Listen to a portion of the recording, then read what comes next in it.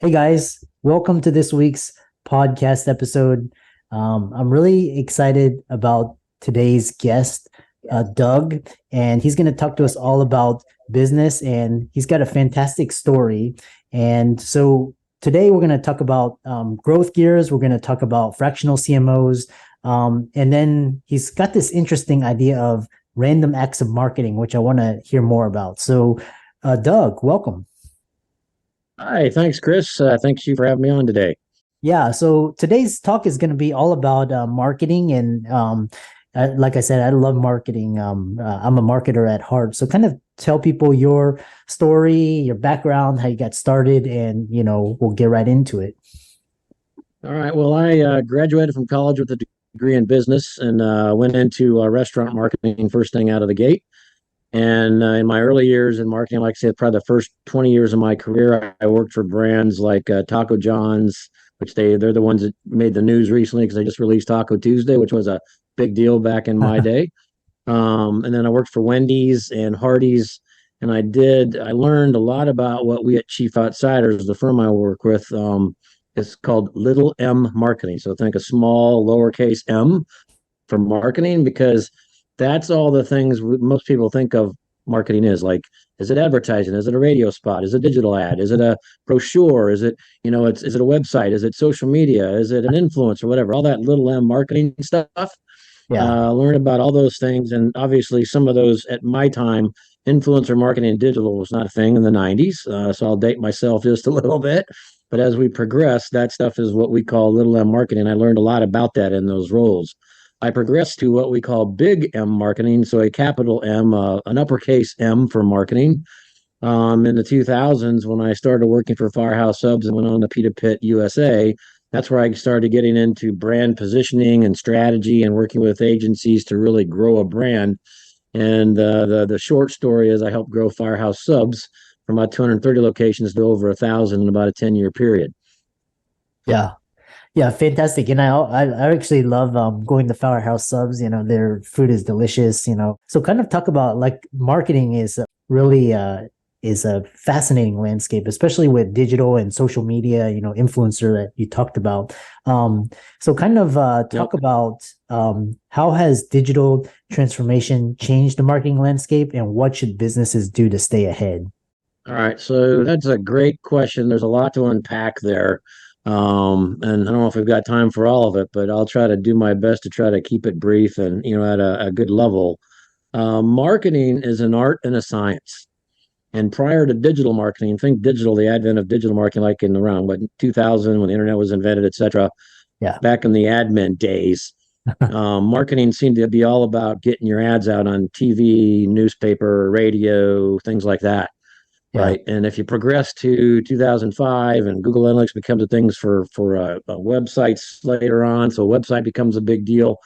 And digital marketing, the way we know it today, has totally transformed marketing, because now if you're not big into understanding the pay-per-click model and what Google does and the meta platforms and things like that to advertise, you can kind of be in a bad place. But just kind of foreshadowing a term you used earlier, it's really easy to do a lot of random acts of marketing today, probably even easier today than it was 15, 20, 25 years ago, because there are so many places to spend your money. And marketing, when I say, is an art and a science.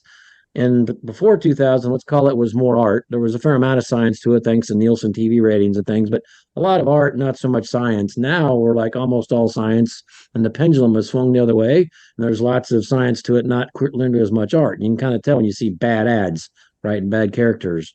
The best way to, and I'm going to summarize this very easily and kind of foreshadow the other term you used earlier, is the growth gears. The best way to do good marketing, understand marketing, is start at the beginning of the growth gears and understand your customer and understand your competition and understand your company. All right. So if you don't have, as a company, whatever widget you sell, whether it's a service, it's a product, or whatever, if you don't have a good understanding of what problem it solves for your customer, you're going to be in a bad way. Because mm, this principle still stays, Chris. When I was in college, I learned that the marketing principle is the donut principle: find a hole and fill it. So find a need and fulfill that need. You're going to have a lot of success and make a lot of money. And marketing ends up being about all the stuff that follows in. So I've got a product, I've got a widget that fulfills a certain need. I know exactly who my target market is. That's when you can start to make magic happen, because now you talk to your target market, find out that they like widgets that are blue and round and show up only on Saturdays, right? And then you realize that you can put your marketing efforts towards Fridays and Saturdays to get them to come find this blue round widget on Saturdays, and you're going to make millions. And it's got to be almost literally that specific and that tight for things to really work. There's a lot of ways to get halfway there, not understand your customer, not understand their need. And too often nowadays, we're all about selling our wares and not understanding what the customer really wants. And that's, at the end of the day, what marketing is all about, is fulfilling a customer's need. Yeah, I love that. And so when you talk about your first thing is, these random acts of marketing, is that just assuming just basically people just randomly just like, posting on the, without being intentional? Is that what you're referring to? That's exactly a great summary. So the story I like to tell is the firm that I'm with, Chief Outsiders. We have a lot of B2B business. And you think about a lot of entrepreneurs that start a business, and whatever they sell to other businesses. And I find I'm using hand gestures, Chris, and I realize my video is not on. So sorry That's about okay. that. But the entrepreneur starts selling a widget to other businesses, this blue round widget or whatever on Saturdays. And he sells a lot of it. Then at some point, his business is big enough, he or she decides they need some help. So they hire a salesperson. All right. Because Yeah. the entrepreneur, the founder, they've got to do some more administrative stuff. They've got family things, whatever. They've got other demands on their time. Right. So they hire a salesperson. The salesperson does a great job, brings in new revenue. Everything's great, doing their normal selling thing. That's kind of like, even today, Chris, it's been a lot of person to person, not much of a digital journey. We now know that the digital journey can be up to 80% of a buyer's journey, but for sake of the story, it's mostly personal, right? It's not much digital. It's all personal selling. And Yeah. then the salesperson kind of hits a plateau. They hire some more salespeople. They hit another plateau. They hire more salespeople. They finally get to the point where the salespeople go, we need a brochure for the conference we're going to next week. Can somebody make us a brochure? And that salesperson, without a marketing department, has to go figure out how to do that at Kinko's or some FedEx office or whatever. And then somebody else goes, hey man, I hear this. Websites are cool now. We need a website. Somebody make us a website. And without understanding your customer, without understanding what trips to trigger, what problem you're solving, etc., you do these random things without any actual positioning or understanding what the customer wants. You're doing a total random act of marketing. Yeah.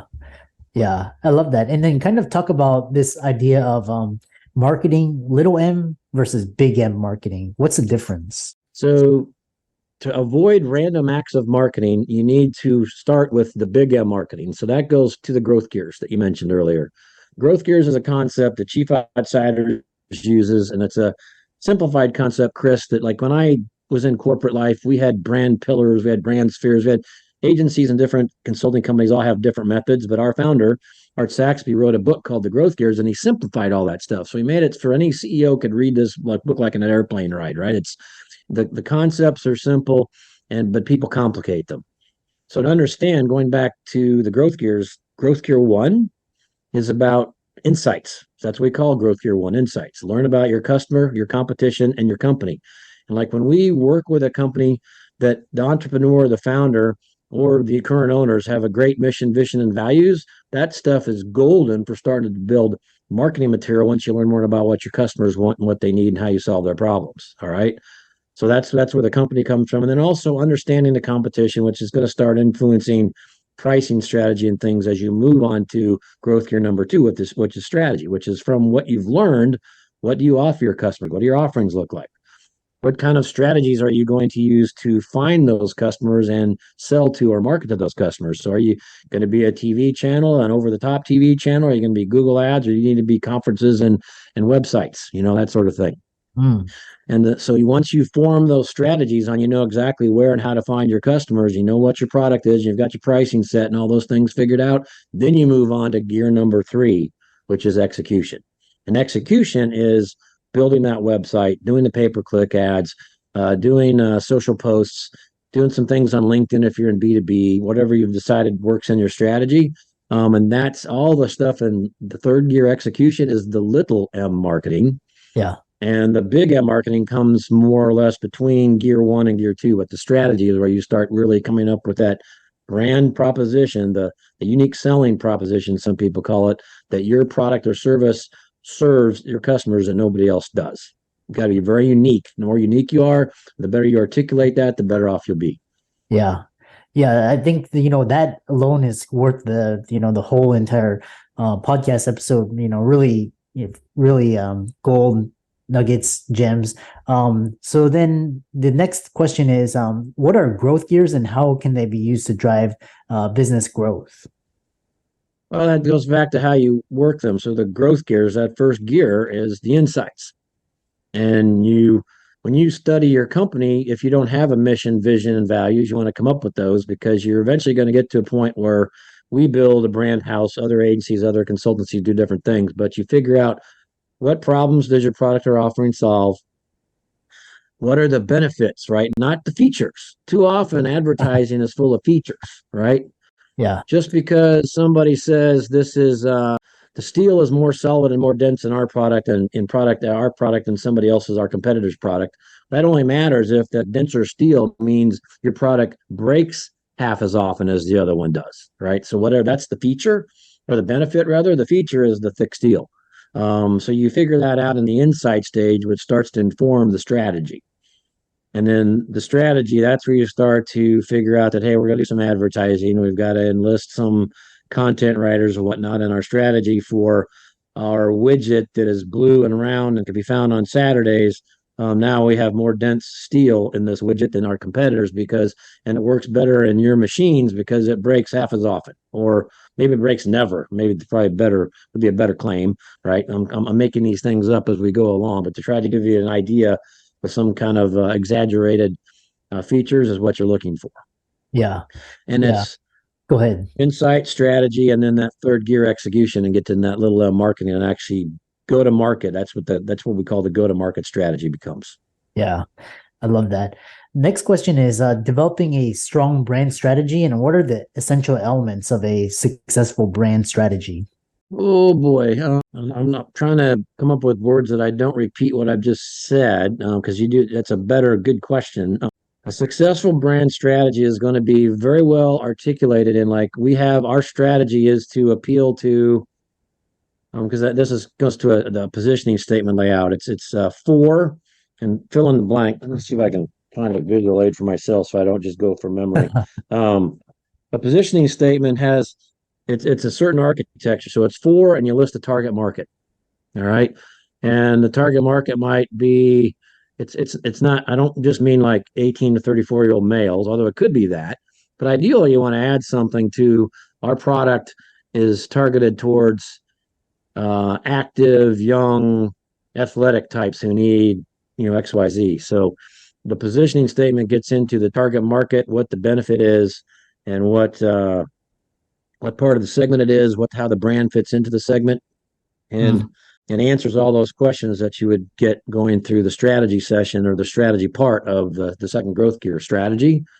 And I'm not articulating it well, Chris, so I apologize. So I'll try to start over. It's very important to understand who your target market is, what problem your offering is going to solve, what benefits you have, and how you're unique or different from your competition.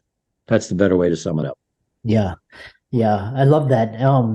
And then we'll talk about over the last 3 decades, you've seen how marketing has evolved in some key lessons, and then also marketing for franchises because you've worked with big time franchises. One thing I want to talk about is because AI is kind of basically pushing itself into this whole ecosystem, whether welcome Yes. or unwelcome. So tell us, it's kind of like, just like basically like pushing itself in. So what are your thoughts on AI, how to use it or the good, bad, all of that? So I've only experimented with a couple of platforms. I am a Chat GPT Plus user and subscriber, and I am of the belief, and this is pretty common right now, that AI is not going to take anybody's job, but people that know how to use AI well is going to take somebody's job. Mm. And as an example, I've used it to write personas. So go back to that marketing strategy piece. There's not only a target market. Most brands typically have a couple of different personas, descriptions of segment of people that use their product or service. and ChatGPT works really well for that service. I'm not a content creator, but if I were writing blogs either for myself or Chief Outsiders, and I really should be for my business development, I would provide some ideas and I would start with ChatGPT. The trick about AI is, as you probably know, but cannot rely on whether it's Claude, ChatGPT, or the zillions of other AI out there, because there is an AI for like every purpose now.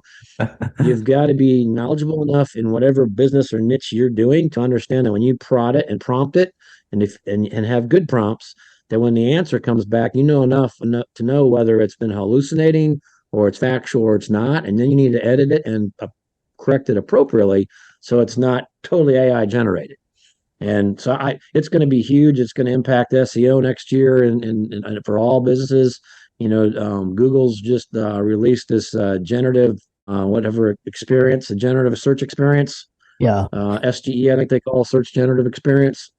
It's big, and it's going to impact marketing probably as much as it does anything else, because it's going to impact us not only in SEO and even coding and things, but a lot of content creation in other places. Yeah, it's amazing. And basically I heard now the algorithms and the engines, Google, Microsoft, all these, like there's so much AI generated content, like they can't handle it. So they're just basically lit, because Google was saying, oh, they're gonna limit content created by Chat GPT, and basically everybody's using it. So how can they, it's kind of like a sudden surge of traffic. So really interesting. And I really enjoyed this conversation. Kind of head it out or close it out for us, kind of talking about how marketing's evolved over the last 3 decades, some key lessons, and how can people follow you, check out your work, check out, contact you, etc. Well, yeah, thank you for that. So, on one hand, marketing hasn't really evolved that much, in that you still have to have a strong product or service or offering, right? And then figure out who your customers are, what needs you fill, and have a great brand strategy and marketing strategy to make things work, right? The big difference where it's been transformative, and AI is going to do even more of this, and the advent of digital marketing, is the advertising, the little m part of the marketing equation. So creating strategy and brand positioning, that still is necessary, has to happen. There are some automated ways you can make that work better for you, etc., but it's still roughly the same principles. What really changed is all this, pay-per-click, influencers, all the social media, all the different things online. That's been transformative. So understanding where the customer is, how to find them in the different channels of advertising and public relations is where all the biggest changes have happened, in my opinion. And Yeah. then to close it out, my name's Doug Reifschneider. I'm a fractional chief marketing officer at Chief Outsiders. Chief Outsiders is the largest fractional chief marketing officer firm in the country. Got about 120 of us. You can find me at, I'm actually got a profile page on LinkedIn, as everybody does. I've also got a profile page on Chief Outsiders, so chiefoutsiders.com, and just click on, find CMOs and put in Doug, and I'll show up. There were 3 Dougs at Chief Outsiders a while ago, and now I think there's only 1 or 2 of us, maybe 2 of us. So you put in Doug, that's enough to find me, to get my profile on the Chief Outsiders website. Yeah. And for all the audience out there listening, Doug for coming on. Really, he gave a master class and really a lot of great wisdom. And be sure to follow him on all of his social media, which will be in the links in the show notes. And with that, thanks so much for coming onto the podcast. Thank you, Chris. Thanks for having me.